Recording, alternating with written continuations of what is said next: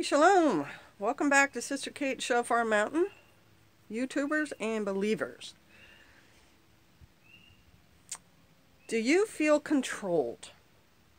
Do you feel like you can't make a decision because you have to get someone else approval for that decision?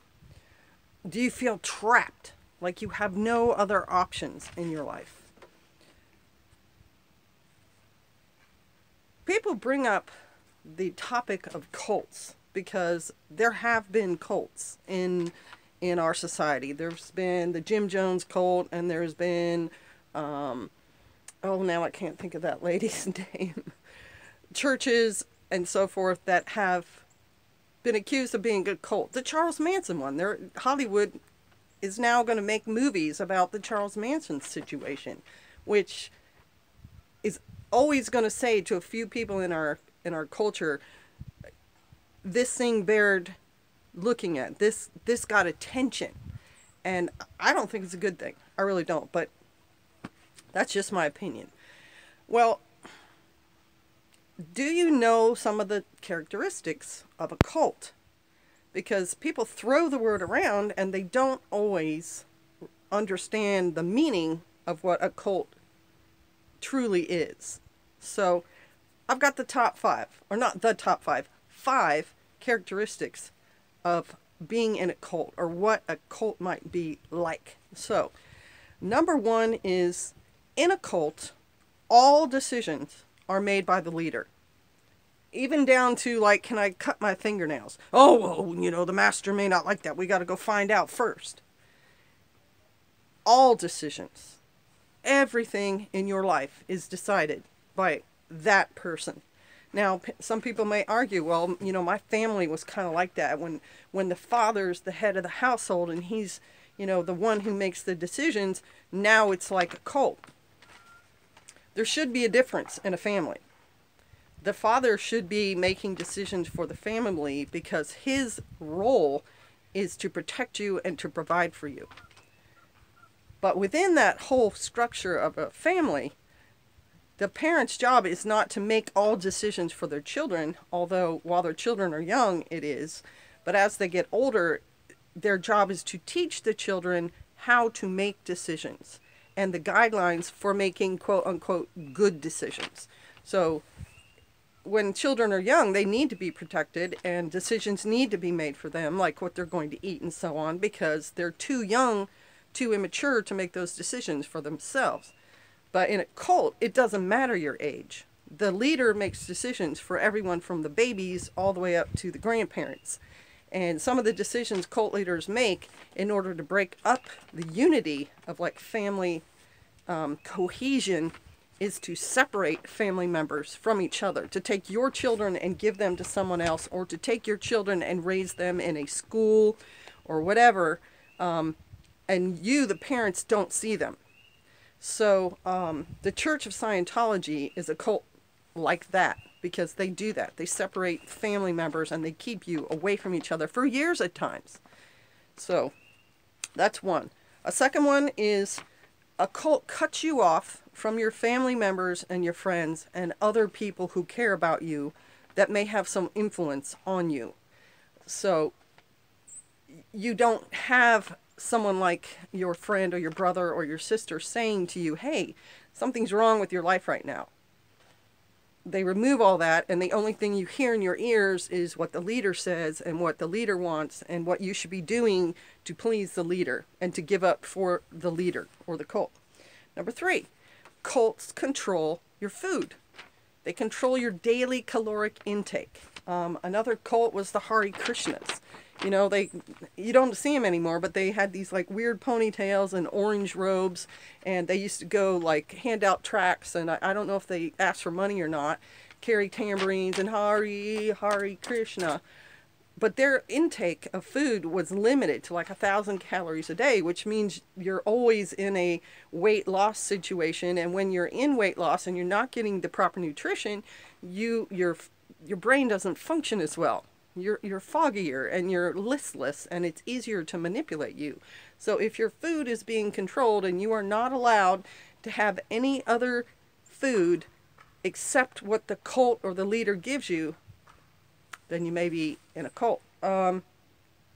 Another one is the cult controls your time. They fill your day from morning to evening and even into the evening, and they keep you sleep deprived for the same reason. Because when you're sleep deprived, your brain does not function as well as when you get a full night's rest. Not only that, you physically start to break down, and so it's much harder to resist if you're tired, weak, underfed, and you're sleep deprived.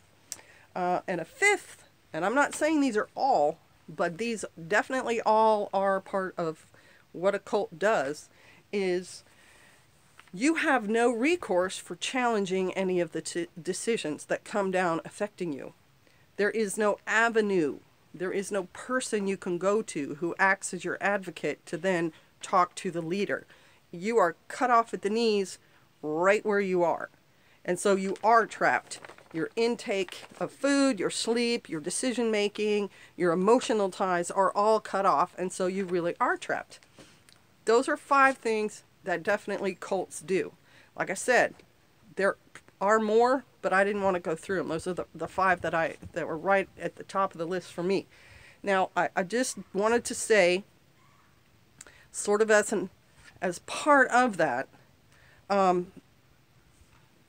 cults start out voluntarily, unless you're born into them, unless you're like parents say, we're joining the church of, Scientology or rock worshiping or whatever, and they pull the kids in. But if you're an adult, you voluntarily join the cult. Cults do not go to your house with a firearm and say, you join our cult or we're going to shoot you. That would be kidnapping. That's illegal. And in the Bible, that deserves a death penalty. And it's some pretty serious legal ramifications in this country if you kidnap someone. So then you have to ask yourself, which people would want to join a cult? Which people would want to voluntarily, of their own free will, start to follow someone who wants to totally control them? And then you would want to look back at sort of your parents and how did they act towards you. But something everybody in this country needs to remember is when you're 18, and really in some states it's even younger, you are an adult. You make your own decisions. So if you're a person who feels drawn to someone else who wants to totally control you, you need to turn that mirror back around and look at yourself. What about me makes me want to just give up my freedom? What about me cannot make decisions that affect my life? What about me wants me to be dependent on somebody else and not independently finding out everything about myself and my strengths and providing for myself, etc.? So that's a thought I wanted you guys to start thinking about. How much control do I let other people have over my life, and why? Because Pastor and I have followed a route in our lives to where we've come to follow only the Lord. And we want the Lord to have control over our lives, and we feel that's the Lord's rules written down are, you follow my rules, you are my people. And we're okay with that. But I wanted you to think about that because that ties into abuse. Now, in some cases, the abusers have control over the abused, especially if you're a kid and it's an adult, or a kid and a bigger kid. But once you're an adult and you live in America, it doesn't matter if you have no money, no car, or anything. You can open your door, walk outside, and go to another person, or walk to a police station or a church and get help. You do not have to stay in your abusive situation. So then you have to ask yourself, why would I voluntarily stay in abuse? And why would I stay in a cult when I have all the resources that America has to offer to become anything I want to become? Including, living on a mountaintop and seeing no one, all the way down to somebody like the famous Amos chocolate chip cookie guy who decides his cookies are good and he just starts selling them, and now he's a millionaire.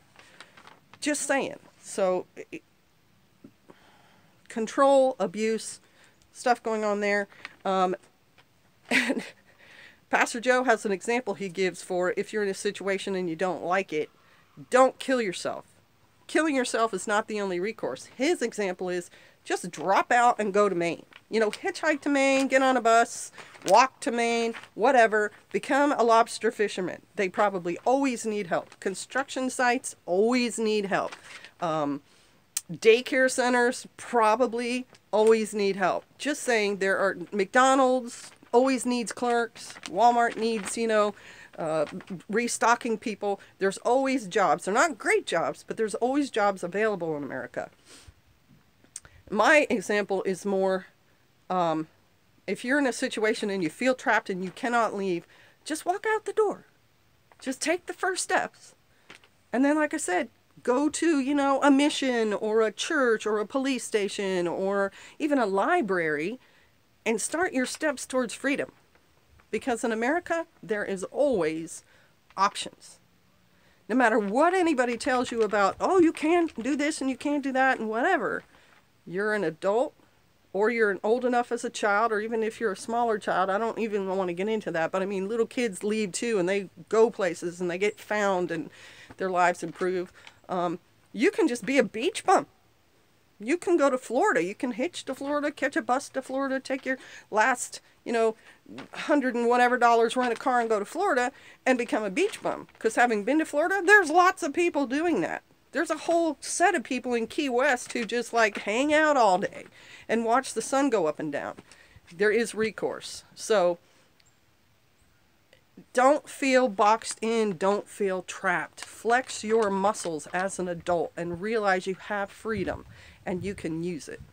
All right. Hope this helps somebody. Bless you. Shalom. Thanks for watching.